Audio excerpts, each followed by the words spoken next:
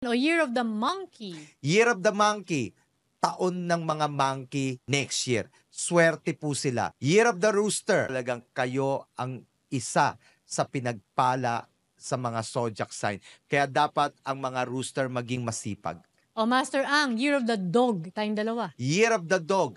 Ngayon, papasok ang Year of the Snake. Sobrang magiging taon ng mga dog yan. Kasi bakit? Dito lalabas ang mga talino namin. Dito lalabas ang swerte. Ito ang taon ng mga dog sa 2025 magiging masagana. Year of the Pig, last. Year of the Pig. Mortal enemy ng snake is pig.